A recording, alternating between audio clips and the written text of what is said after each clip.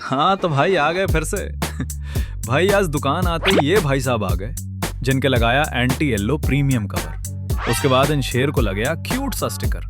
फिर इन शेर को भी चार्जर दिया।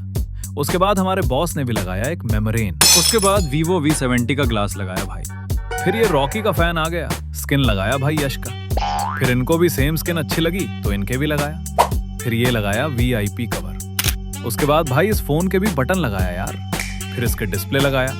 उसके बाद इनको भी डेटा केबल दिया। इन भाई की पसंद सबसे अलग। उसके बाद ये फोन डिप्रेशन में है, शेर ने डिस्प्ले लगाया। इन बादशाह को पता नहीं क्या गम है यार। आज के लिए इतना ही, मिलते हैं ब्रेक के बाद। Bye bye.